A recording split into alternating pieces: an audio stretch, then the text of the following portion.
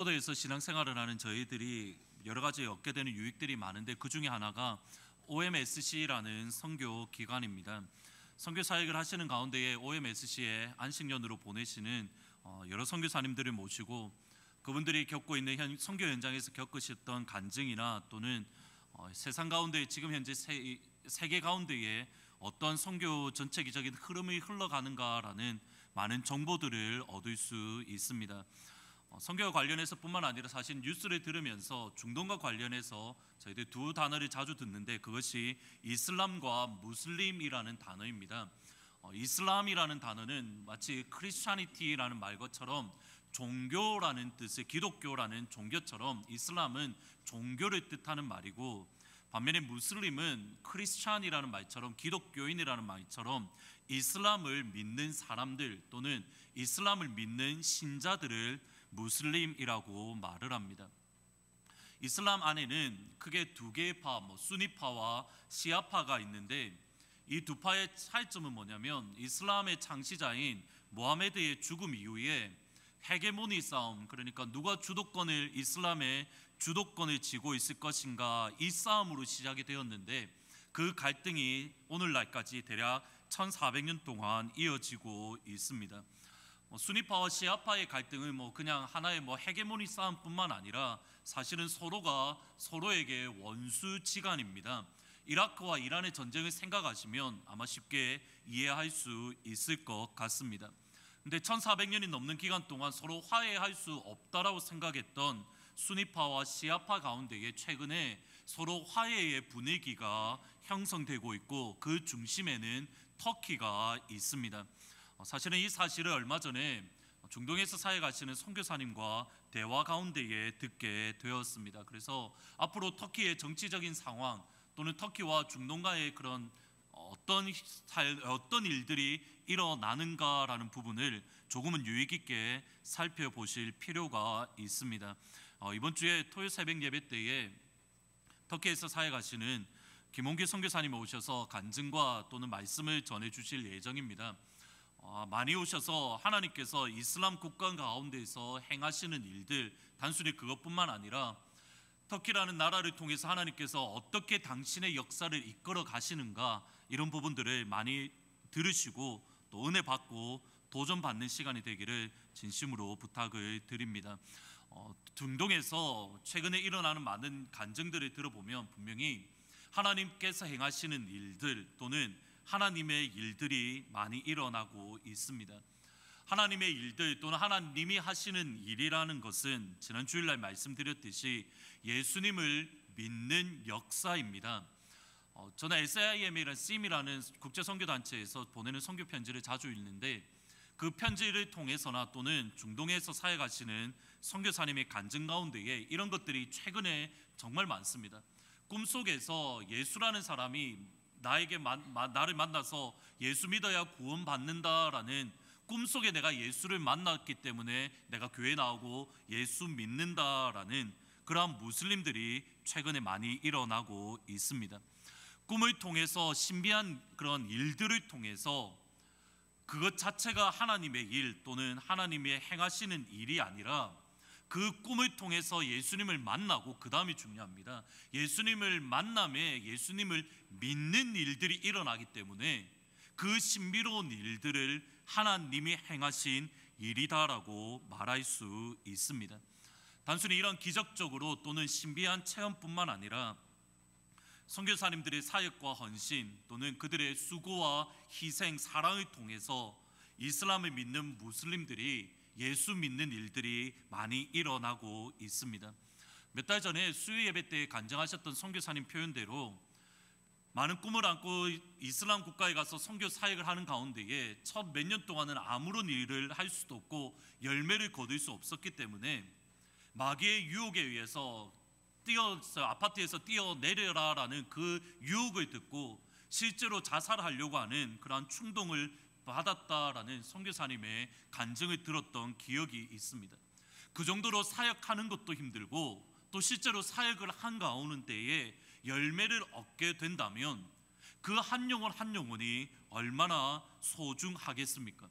그런데 그렇게 힘들게 얻었던 영혼들, 그렇게 수많은 수고와 헌신과 오랜 기간을 투자해서, 오랜 기간을 헌신해서 얻게 되었던, 예수님을 믿게 된 무슬림들이 사실은 똑같이 다시 이슬람으로 돌아가는 경우가 많습니다. 그런 모습들을 바라보면서 선교사님들이 느끼게 되는 낙심들 또는 좌절이 어떠한지 사실은 쉽게 상상하는 것이 어렵습니다. 그런데 단순히 이것은 선교사님 입장에서뿐만 아니라 다시 이슬람으로 돌아가는 사람들의 입장에서 생각해 볼 필요가 있습니다. 이들이 예수를 믿게 되었을 때에, 교회로 다시 나오게 되었을 때에 쉽게 예수 믿은 게 아닙니다. 그들도 나름대로 교회를 다니고 예수를 믿을 때에 힘들게 믿었고, 많은 위험들 또는 많은 위협들, 협박들을 간수하고 예수를 믿고 교회를 나왔습니다. 그럼에도 그 위험을 감수하고 예수를 믿었는데 다시 이슬람으로 돌아갈 수밖에 없는 이유가 중요합니다.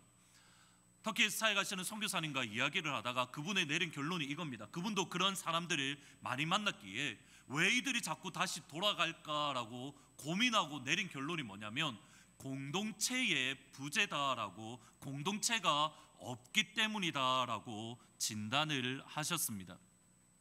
중동 국가에서는 이렇게 주민등록증에 자기의 종교를 기입하게 되어 있습니다. 이슬람 국가에서 태어나면 자동으로 이슬람을 믿는 무슬림이 되어집니다. 그런데 이것을 바꾸기 위해서는 동사무소 같은 곳에 신고를 하는데, 내가 이제 기독교로 개종하겠습니다라고 신고하는 그 순간 국가적으로는 종교의 자유가 있다라고 하지만, 내가 기독교로 개종하는 그 순간 마을로부터, 사회로부터, 공동체로부터 철저하게 고립되고 따돌림을 당하고 심지어는 협박을 당합니다. 그리고 그 협박은 단순히 그냥 말로 하는 협박일 뿐만 아니라 소위 말하는 명예살인이라는 것도 그 가운데에 포함되어져 있습니다. 사회로부터 고립되고 사회로부터 따돌림을 당하는 것, 이것이 얼마나 큰 어려움인지 사실은 본문 가운데에도 찾아볼 수 있습니다. 그러나 지금 어떻게 해서 보게 되었는지, 또 누가 그 눈을 뜨게 했는지 우리는 알지 못합니다. 그에게 물어보소서. 그가 장성하였으니 자기 일을 말하리이다. 그 부모가 이렇게 말한 것은 이미 유대교인들이 누구든지 예수를 그리스도로 시인하는 자는 출교하기로 결의하였으니 그들을 무서워함이로라. 예수 믿는 사람들을 이제 출교하겠다, 예수 믿는 사람들을 사회에서 추방하겠다, 예수 믿는 사람들을 공동체에서 쫓아내겠다라는 결정이 이미 그 가운데에 있었습니다. 제가 관심을 가지는 것은 부모님의 반응입니다. 잘 보시면 태어나면서부터 앞을 보지 못한 아들입니다. 태어나면서부터 한 번도 앞을 보지 못한 맹인으로 난 그 아들이 예수님을 만남에 눈을 뜨게 되었습니다. 예수님을 만남에 앞을 보게 되었습니다. 부모님의 입장에서 얼마나 큰 은인 중에 은인이겠습니까? 제가 부모님이라고 한다면 나의 아들이 맹인으로 태어났는데 그 눈을 뜨게 해주었다, 당장에 달려가서 절을 하고 당장에 달려가서 그에게 감사를 표시하는 것이 정상입니다. 그런데 예수님께서 치료해 주신 그 부모님들은 출교, 사회에서 쫓겨나고 공동체에서 고립되는 것이 두려워서, 성경의 표현대로 하면 그들을, 바리새인들을 무서워하기 때문에 그들 앞에 서서 예수님을 언급조차 하지 않습니다. 그런데 더 놀라운 것은 이겁니다. 나아가서 자신의 아들이 성장했으니 그에게 물어보면 된다라고 하면서 부모님들의 받아야 될 위험을 누구에게 떠넘기고 있냐면 자기의 아들에게 떠넘기고 있습니다. 출교를 당하면, 쫓겨나게 되면 얼마나 큰 위험을 겪게 되는지 부모님들의 모습이 뭐냐면, 그 출교, 고립되어 있는 것이 두려워서 아들에게 물어보십시오, 저희가 장성했으니 저가 말할 겁니다 라고 자기들에게 주어진 책임을 아들에게 떠넘기고 있습니다. 당시 얼마나 이 출교라는 것이, 사회적 고립이라는 것이, 공동체에서 쫓겨나는 것이 얼마나 큰 어려움인지 쉽게 짐작할 수 있습니다. 부모님조차 두렵게 만드는, 부모님이 아들을 외면하게 만드는 것이 이 당시의 출교입니다. 그리고 그 출교를 맹인이 당했습니다. 같이 한번 읽어보십니다. 그들이 대답하여 이르되 내가 온전히 태어나면서 앞을 볼 수 없었던 맹인이 주님의 은혜로 치료를 받았습니다. 예수 믿는 믿음을 가졌습니다. 주님의 말씀에 철저히 순종했습니다. 더러운 것을 눈에 바르고 실로암 못에 가서 씻으라, 그 모든 어려움들을 뛰어넘고 철저하게 주님의 말씀에 순종했습니다. 그리고 부모님조차 외면할 출교를 당했습니다.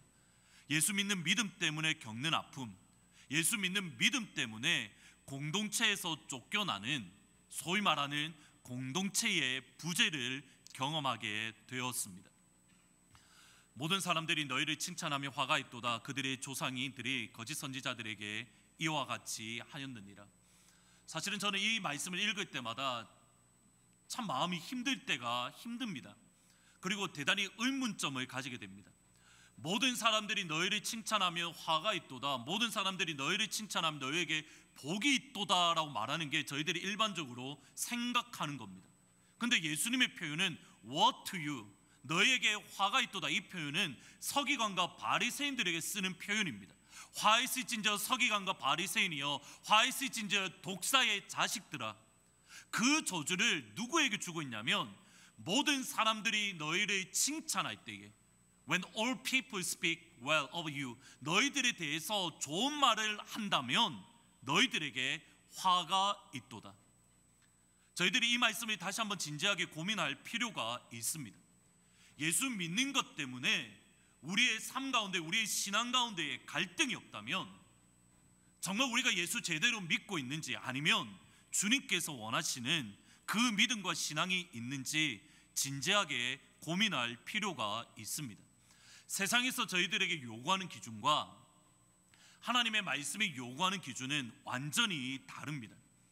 서로 다른 기준으로 살아가는 저희들에게 갈등이 없고 고민이 없다면 저희들의 신앙을 고민할 필요가 있는 겁니다. 산상수훈을 보면 세상의 기준과 교회의 기준이 어느 정도로 다른지 분명하게 보여주는 말씀이 있습니다. 옛사람에게 말한 바 살인하지 말라는 말을 들었으나 나는 너에게 말하노니 누구든지 노하는 자마다 심판을 받고 나가라 바보다라고 말하는 사람마다 공회에 잡혀가고 미련한 놈이라 하는 자마다 지옥불에 던져질 것이라. 세상의 기준, 그리고 유대 구약의 기준은 이겁니다. 살인하지 않으면 죄를 짓지 않는 겁니다.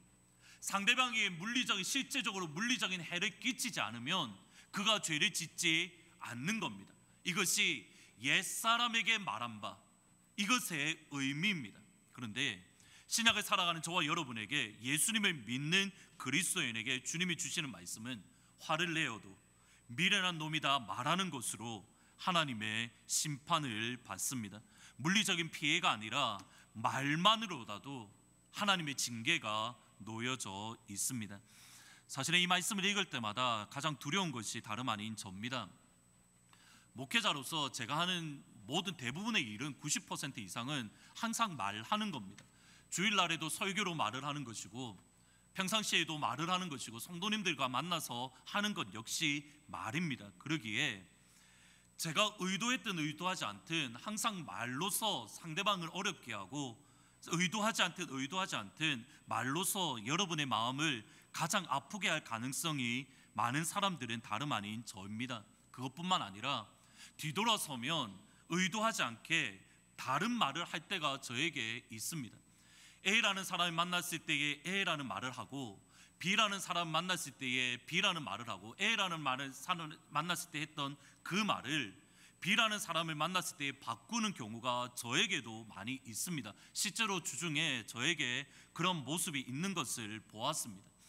저의 연약한 모습 때문에 상처를 받으신 분들께 이 시간을 빌어서 진심으로 용서를 구합니다.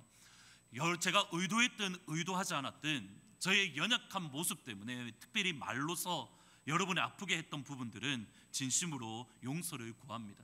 야고보가 말했던 것처럼 많이 선생되지 말라는 말씀이 사실은 저에게 대단히 무겁게 다가옵니다. 그러기에 여러분이 생각나실 때마다, 기도하실 때마다 제가 하나님의 말씀 위에 굳건히 서며 말씀대로 살아갈 수 있도록 늘 기도해 주시기를 진심으로 부탁을 드립니다.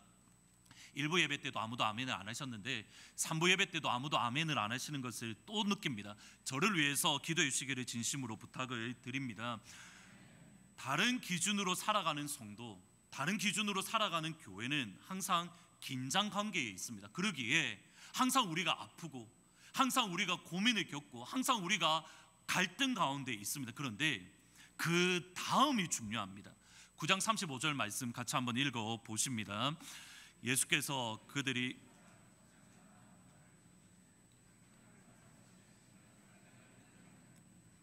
바리새인들에게 맹인이 쫓겨났다는 말씀을 주님께서 들으셨습니다. 맹인이 쫓겨났다는 말은 위에서 말씀드렸듯이 그냥 교회에서 쫓겨났다 그 수준이 아니라 부모님조차 외면하는 그 어려움을 겪고 있었다라는 겁니다. 사회에서 쫓겨났을 뿐만 아니라 부모님에게 버림을 받은 겁니다. 그리고 그 부모님에게 버림받고 마을에서 쫓겨난 맹인을 주님께서 만나셨습니다. 여기 만나다라는 단어를 영어 성경에 보면 having found him, 그를 찾았다, 그를 발견했다라는 뜻입니다. 근데 이 말의 헬라어 뜻은 의도적으로 또는 의도치 않게 무언가를 찾거나 무언가를 발견했을 때에 사용되는 단어입니다. 그러면 예수님이 지금 이 맹인을 만나신 것, 예수님께서 이 맹인을 찾으신 것은 주님께서 의도적으로 만나신 겁니까? 아니면 우연히 이 맹인을 만나게 된 겁니까? 본문의 흐름을 읽어가다 보시면 예수님께서 의도를 가지고 일부러 이 사람을 찾아다니셨고 그리고 마침내 맹인을 만났던 것을 알 수 있습니다. 그가 쫓겨났다, 그가 어려움을 겪었다, 그가 부모님에게 버림받았다라는 말을 듣고서 의도를 가지고 이 사람이 어디에 있는지 여기저기 다니시는 가운데에 예수님께서 이 사람을 발견하셨습니다. 주님께서 그리고 만나 주셨을 때에 맹인의 믿음과 맹인의 신앙은 이전보다 견고해졌고 마침내 주님을 예배하는 자리에 서게 되었습니다. 35절과 38절에 가만히 보시면 여기에 우리의 믿음의 사이클, 신앙의 과정이 있습니다. 예수께서 그들이 그 사람을 쫓아내었다는 말을 들으셨더니 그를 만나사 이르되 내가 인자를 믿느냐 대답하되 주여 그가 누구시니까 내가 믿고자 하나이다. 예수께서 이르시되 내가 그를 보았거니와 지금 너와 말하는 자가 그이니라. 이르되 주님 내가 믿습니다 하고 절하는지라. 이 과정이 우리가 일평생 겪게 되는 신앙의 사이클입니다. 첫 번째로는 예수님의 믿음으로 우리의 눈이 열려집니다. 예수님의 믿음으로 우리의 눈이 열림에 세상으로부터 고립되고 공동체를 잃게 됩니다. 공동체를 잃게 되므로 우리가 예수님 믿는 믿음을 어려움을 겪게 되고 우리의 마음이, 우리의 믿음이 흔들립니다. 우리의 믿음이 흔들릴 때에 예수님께서 들으시고 우리를 의도적으로 찾으시며 우리를 의도적으로 만나 주십니다. 그리고 우리가 또 예수님을 만났을 때에 우리의 믿음이 이전보다 견고해집니다. 그러므로 예수님을 예배하는 자리, 마지막에 보면 절하다라는 말은 and he worshipped him, 그가 하나님을, 예수님을 예배했다, 예배하는 자리에 서게 됩니다. 지금 말씀드렸던 이 과정이 예수 믿는 믿음이고 예수 믿는 신앙의 모습입니다. 저희들이 일평생 동안 예수를 믿으면서 항상 이 과정이 반복되어지는 겁니다. 우리가 오늘 이 시간 예배를 드림으로 하나님 앞에 은혜를 받고 세상에 나아가 다시 갈등 가운데, 고민 가운데 있고 다시 주님 앞에 나아가 주님 앞에 나올 때에 주님께서 우리의 마음을 회복시켜주며 다시 예배드리고 다시 세상 가운데 나가고 끊임없이 이 과정들이 우리 가운데에 겪게 되는 모습입니다. 그리고 중요한 것은 여기에 있습니다. 이 과정 가운데 핵심은 뭐냐면 주님께서 의도적으로 저와 여러분을 만나 주신다라는 사실입니다. 맹인이 처음 눈을 뜨게 되었을 때에 맹인이 예수님께 나아간 게 아닙니다. 9장 1절 2절에 보면 예수께서 보시고 그의 눈을 고쳐 주셨습니다. 의도적으로 맹인을 만나 주셨습니다. 사회에서 쫓겨나고 부모님에게 버림받았을 때에 그 말을 주님께서 들으시고 의도적으로 그를 찾으시고 그를 만나 주셨습니다. 핵심은 어디에 있냐면 예수님께서 의도적으로 찾으시고 예수님께서 의도적으로 만나 주신다라는 사실입니다. 아픔 가운데 있는 주의 성도들을 만나시고 어려움 가운데 있는 주의 성도들을 찾으시는 주님의 성품은 다름 아닌 하나님 아버지의 성품입니다. 찾으시는 하나님, 만나 주시는 하나님, 이것은 성경 전체에 걸쳐서 항상 찾아볼 수 있습니다. 요셉의 형들에 의해서 팔려간 이후에 하나님의 은혜로 총리가 되고 그의 노년에 그에게 있는 모든 자손들을 불러 모은 다음에 마지막으로 남겼던 유언이 창세기 50장 25절입니다. 요셉이 또 이스라엘 자손에게 맹세시켜 이르되 하나님이 반드시 당신을 돌보시리니 당신들이 여기서 내 해골을 메고 올라가겠다 하라. 여기서 돌보다라는 말은 여러분이 나중에 창세기부터 모세오경 신명기까지 읽으실 때에 그리고 어쩌면 성경 전체에 걸쳐서 항상 주의해서 읽으실 단어가 돌보다라는 단어입니다. 돌보다라는 단어는 영어 성경에 보면 God will surely visit you, 하나님께서 당신을 방문하실 것이다 라는 단어로 번역하고 있습니다. 실제로 방문하다라는 뜻이 히브리어의 단어입니다. 요셉이 마지막 순간에 그가 죽음을 앞두고 그의 자손들에게 주는 마지막 말이 이겁니다. 하나님이 당신들을 반드시 찾아올 겁니다. 하나님이 당신들을 반드시 방문할 겁니다. 교회의 영혼을 빌리면 하나님께서 여러분들을 반드시 신방하실 겁니다. 하나님께서 반드시 당신들을 찾아오시고 만나주시고 신방하실 것인데 어느 정도 그가 확신이 가지고 있냐면 영어 성경에 보면 God will surely visit you 라고 되어 있는데 히브리어로 번역하면 이렇습니다. 하나님이 당신을 방문하고 방문하실 겁니다. 하나님이 당신을 찾으시고 찾으실 겁니다. 두 번 되어져 있습니다. 근데 이 똑같은 구조가 언제 사용되어지냐면 하나님께서 아담과 하와를 향하여 네가 선악을 알게 하는 나무를 먹을 때에 네가 정령 죽으리니, 히브리어 구절을 보면 네가 선악을 알게 하는 나무를 먹을 때에 네가 죽고 죽으리라. 방금 보시는 창세기 50장의 구조와 히브리어 구문이 정확하게 똑같습니다.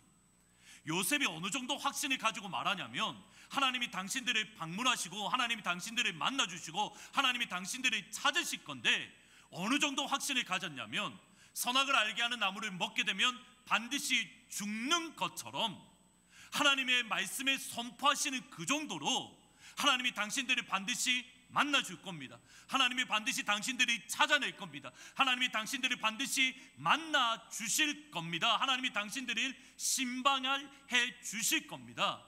그 정도의 확신을 가지고 있었습니다. 그리고 400년이 지난 이후, 요셉이 죽은 지 400년이 지난 이후에 70명으로 내려갔던 이스라엘 민족이 60만 명, 남자만 60만 명으로 크게 번성했습니다. 그리고 이 400년이라는 시간 동안 애굽의 위기에서 구했던 요셉은 잊혀지고 이스라엘 백성들은 노예로 전락했습니다. 이때를 성경은 이렇게 말합니다. 그 고된 노동으로 말미암아 부르짖는 소리가 하나님께 상달된지라. 지난 400년의 기간 동안 그들이 번성했습니다. 그러나 동시에 그들의 신분이 애굽의 왕을 섬기는 노예로 수많은 고역과 수많은 어려움으로 하나님 나를 불쌍히 여겨주십시오, 하나님 나를 긍휼히 여겨주십시오, 하나님 너무 힘듭니다, 하나님 너무 아픕니다. 애굽 땅에 피신하러 갔다가 애굽 땅에 피난하러 갔다가 그들이 400년 후에 종으로 전락한 모습이 다름 아닌 이스라엘 백성들의 모습입니다. 그리고 그들의 부르짖음을 하나님께서 들으시고 그 다음에 하나님께서 하셨던 반응이 이겁니다. 백성들이 믿음에 여호와께서 이스라엘 자손을 찾으시고, 여기서 찾다라는 말을 영어 성경에 보면 The Lord had visited, visit이라는 말이 조금 전에 보셨던 하나님께서 돌보시다라는 말과 정확하게 똑같은 단어입니다. 하나님께서 당신들이 분명히 방문하실 겁니다. 하나님이 여러분들이 당신이 만나 주실 겁니다.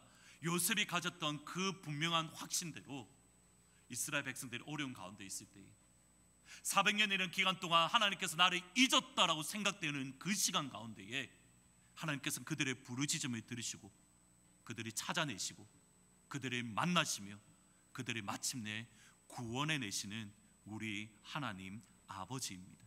그리고 그 하나님의 방문하심의 절정이 다름 아닌 이 말씀 가운데에 놓여져 있습니다. 같이 한번 읽어보십니다.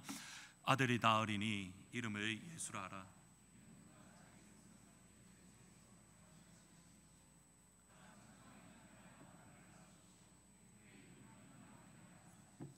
이를 번역함즉 하나님이 우리와 함께 계시다 함이로다. 주님께서 이 땅 가운데 오심에 하나님께서는 이제 더 이상 우리를 방문하시는 분이 아닙니다. 예수님께서 이 땅 가운데 오심에 더 이상 하나님은 우리를 찾아내시는 하나님이 아닙니다. 예수님이 이 땅 가운데 오심에 성경의 약속은 이렇습니다. 너희 가운데 하나님이 우리와 함께 계시다.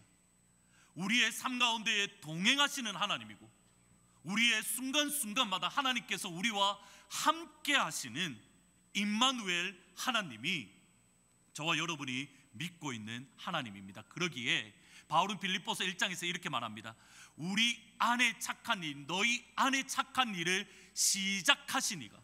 하나님이 우리 안에 계실 뿐만 아니라 착한 일을 시작하시니가 그리스도 예수의 날에까지 그 일을 이루실 줄을 우리가 확신하노라.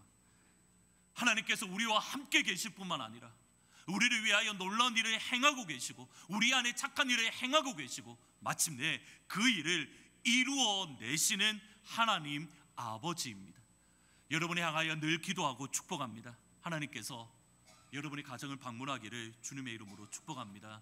여러분이 찾아내시기를 예수님의 이름으로 소원합니다. 나아가서 하나님께서 여러분과 함께 하시기를, 여러분의 가정이, 여러분의 삶이 임마누엘 하나님을 고백할 수 있는, 그리고 여러분의 삶 가운데에 하나님께서 놀라운 일을 행하시기를 주 예수 그리스도의 이름으로 축복하고 축원합니다. 우리를 방문하시는 하나님, 우리와 함께 하시는 하나님, 나아가 우리를 양자 삼으시는 아버지 되시는 하나님, 이것이 가장 큰 축복 중의 축복입니다.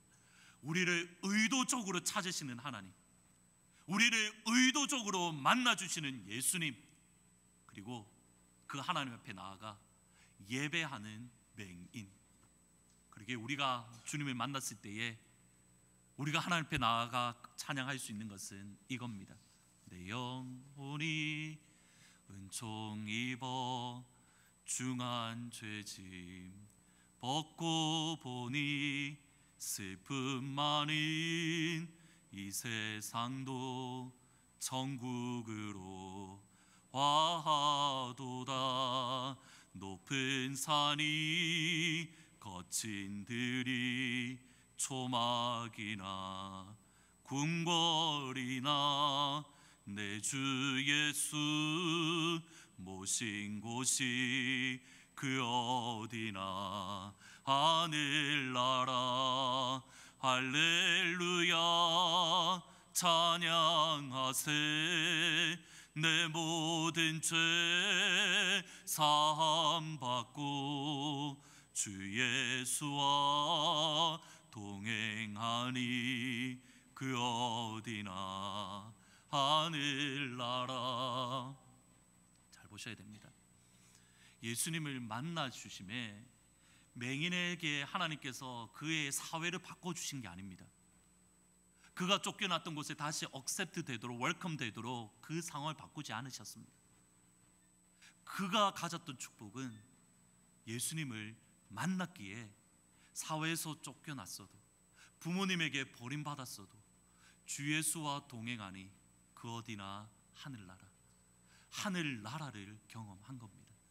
이 은혜가 여러분 가운데 있기를 예수 그리스도의 이름으로 진심으로 축복하고 또 축원합니다. 설교를 준비하면서 또 한 주 동안 계속적으로 말씀을 계속적으로 읽으면서 머릿속에 한 그림이 계속적으로 떠올랐는데, 그게 뭐냐면 렘브란트의 탕자의 귀환이라는 그림입니다. 여기 보시면 러시아에 이 그림이 실제 그림이 있는데 한번 가서 한번 보고 싶은 마음이 있습니다. 여기 보시면 먼저 둘째 아들의 모습을 보시면 여기에 계신 분이 아버지이고 탕자의 탕자 비유를 이렇게 그림으로 그린 건데, 아버지가 여기 있고 아버지 품에 있는 것이 둘째 아들입니다. 그러면 첫째 아들은 어디 있을까요? 첫째 아들을 찾으시면 제가 설교를 마치겠습니다. 여기에 숨어 있습니다. 몰래 뒤에 숨어 있어서 삐져 있습니다. 그리고 여기는 종인 것 같고 여기는 아마도 바리새인들인 것 같습니다.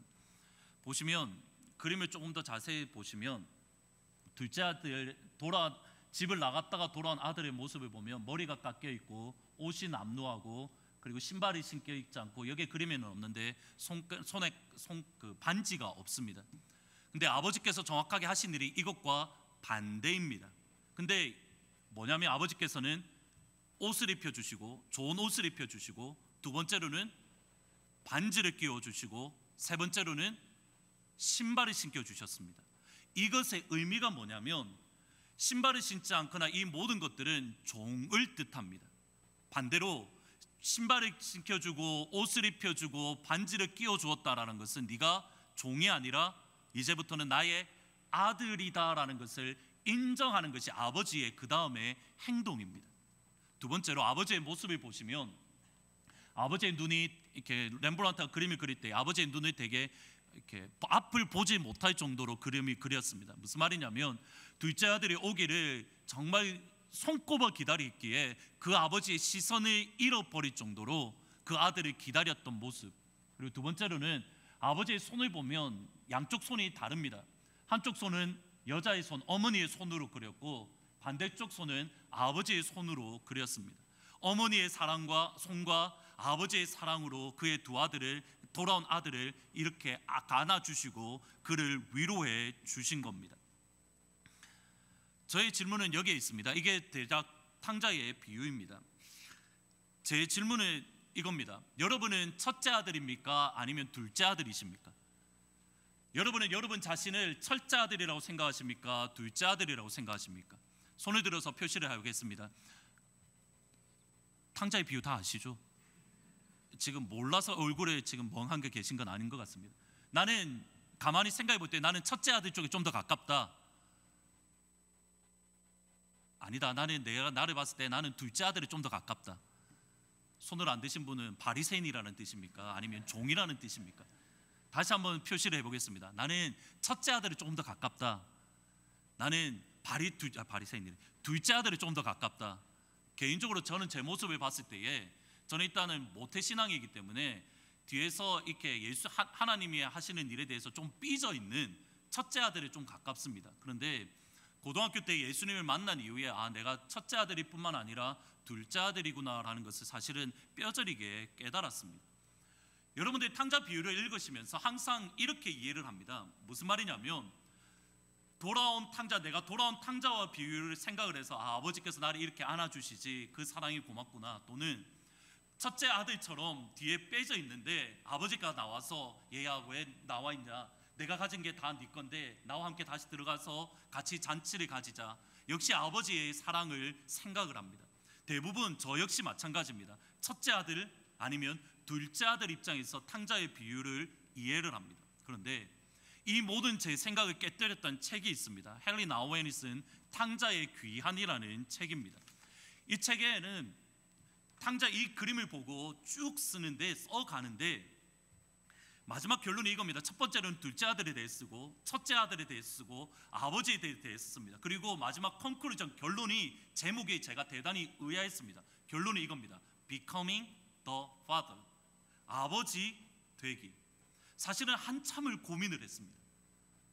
어떻게 탕자의 비유에서 마지막 결론이 아버지 되기, 아버지가 되어야 된다, 이것을 어떻게 결론으로 내릴까? 그리고 그가 했던 말이 이겁니다. 렘브란트가 한국말로 그냥 번역을 대충 해드리겠습니다. 렘브란트는 나에게 의식하게 만들었습니다. That my final vocation, 나의 마지막 소명, 나의 최종적인 소명은 is indeed to become the father. 아버지처럼 되는 것이 나의 최종적인 소명입니다. 그리고 to live out his divine compassion in daily life.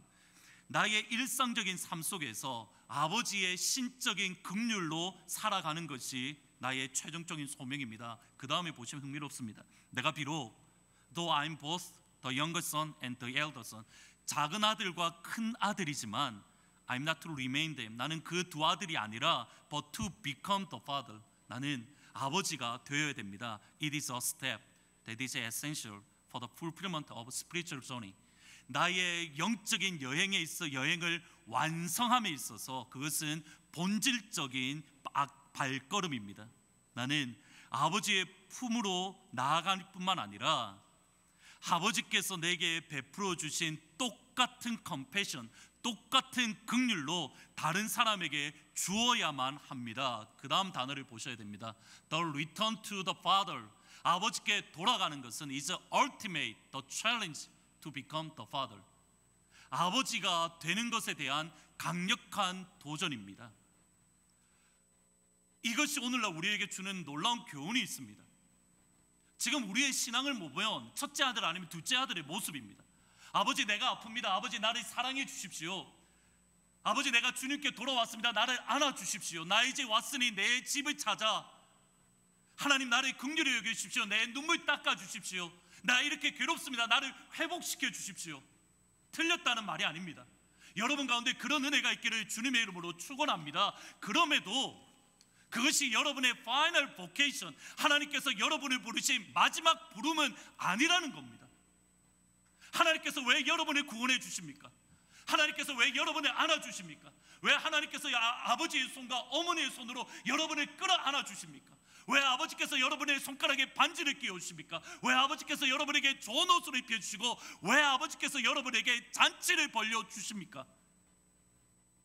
나아가서 똑같은 사랑으로 똑같은 긍휼로 우리 주위에 있는 아파하는 성도들을 안아주고 아버지의 사랑으로 그들을 안아주고 어머니의 사랑으로 그들을 치료하고 아버지께서 나를 위하여 잔치를 벌려주셨던 것처럼 나도 그들을 위하여 잔치를 벌려주라는 똑같은 긍휼의 마음으로 이 땅을 살아가라는 두 번째 소명을 여러분에게 주시기 위함입니다.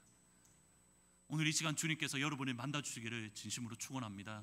주님께서 여러분을 안아주시기를 축원합니다. 그리고 이번 한 주간의 삶이 아버지가 둘째 아들을 기다리면서 그의 눈이 멀었던 것처럼 여러분의 눈이 멀어지기를 바랍니다. 아버지가 둘째 아들이 왔을 때에 그를 어머니의 손과 아버지의 손으로 끌어안아 주었던 것처럼 오늘 이 자리를 나가는 이 시간부터는 여러분의 아버지의 손과 어머니의 손으로 옆에 있는 지체를 끌어안아 주기를 주님의 이름으로 축원합니다. 하나님께서 여러분의 손에 손가락질을 끼워 주었던 것처럼 여러분도 여러분의 주위에 있는 지체들에게 손가락에 반지를 끼워 주기를 주님의 이름으로 축원합니다. 예수님이 우리를 찾아오시는 것 여기에서 멈추지 마시고 예수님이 아버지에게 가족에게 쫓겨났다라는 그 맹인을 찾아가셨던 것처럼 여러분도 의도를 가지고 찾아가시고 아버지가 안아주셨던 것처럼 여러분도 안아줄 수 있는 그 자리에 서기를 우리 주 예수 그리스도의 이름으로 축복합니다. 그리스도인은 아버지됨이 우리의 마지막 소명입니다. 제가 이 찬양을 고른 이유는 여기에 있습니다. 마음속에 어려움이 있을 때 주님 내게 먼저 오사 내 마음을 만지고 그럼에도 불구하고 나의 사랑하시는 내 하나님의 사랑은 나의 모든 걸 덮고 내 하나님을 부를 때 아버지라 부르죠. 오늘 이 시간 먼저 주님께서 우리의 마음을 만져주시고 아버지의 사랑을 경험하고 그 사랑으로 옆에 있는 성도를 섬기게 해주십시오라고 기도하면서 다 같이 찬양 부르시면 좋을 것 같습니다.